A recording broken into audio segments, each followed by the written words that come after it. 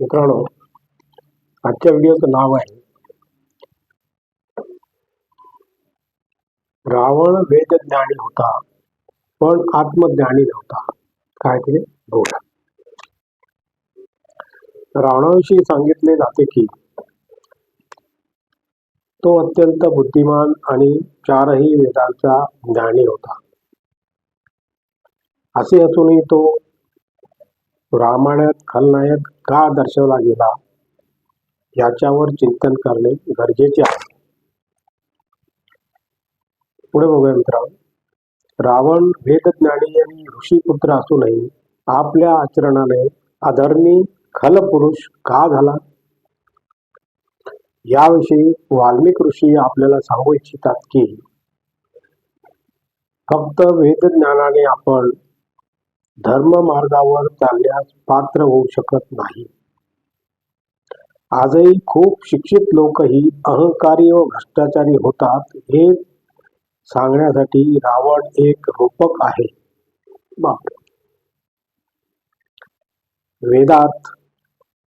वेदांत मंत्रसंहिता व उपनिषदासोबत यज्ञ, ज्योतिषशास्त्र, वास्तुशास्त्र व आयुर्वेदाचेही ज्ञान आहे. पण वेदांची मूळ धारणा आत्मज्ञान आहे.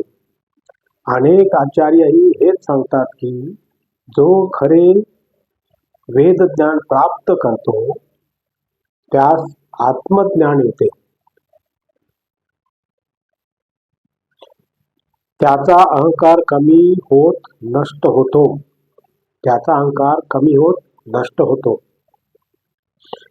एखाद्याकडे आत्मज्ञान असण्याची खूण काय आहे हे समजण्यासाठी शिवाला रामायणात पात्र बनवले गेले. शिवजी एक वैरागी आहेत.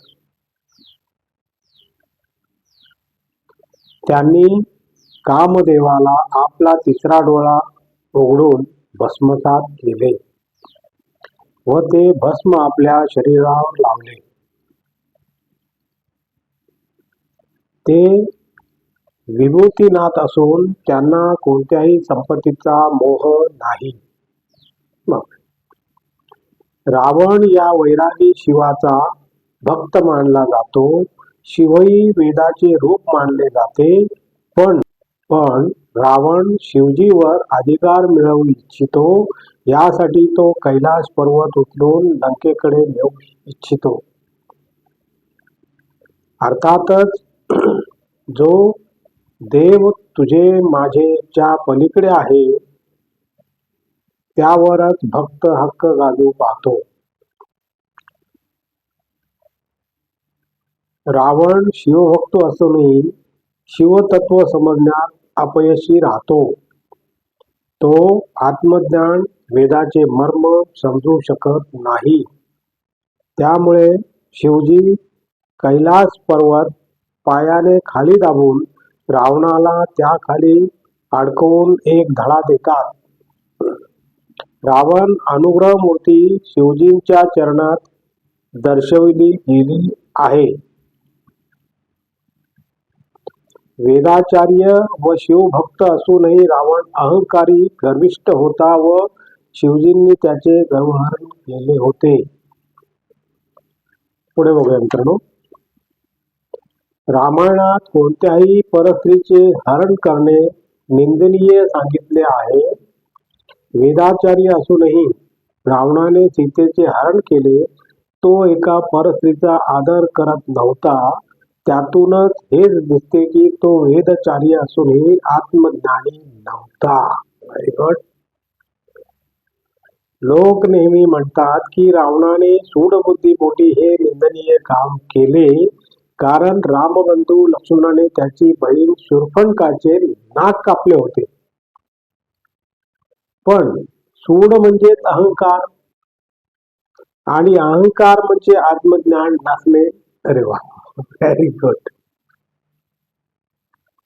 अर्थातच वेदांच्या ज्ञानाचे रहस्य न समजणे ही सुद्धा रावण आत्मज्ञानी नसल्याची एक खूण आहे. Very good. याविषयी पुराणात एक खूपच चांगली कथा आहे. असे म्हणतात की रावण पूर्वजन्मी वैकुंठात द्वारपालाचे काम करीत असे. बापरे. तिथे त्याला शाप मिळाला होता की तो राक्षस रूपात जन्म घेईल. त्याला मुक्ती देण्यासाठी विष्णूने रामावतार घेतला होता.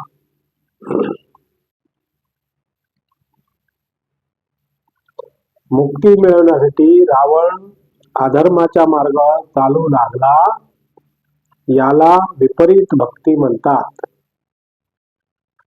रावणाविषयी सांगितले जाते की तो वेदांचा ज्ञानी असल्यामुळे त्याला माहित होते की मुक्ती मिळण्यासाठी विपरीत भक्ती हाच एकमेव मार्ग आहे.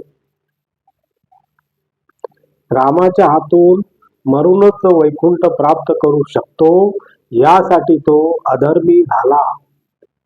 विजयादशमीला रावणवध करून श्रीरामाने पृथ्वी अधर्मापासून मुक्त केली. Very good.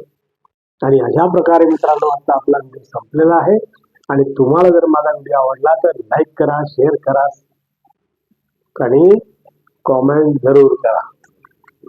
नमस्कार. जय हिंद.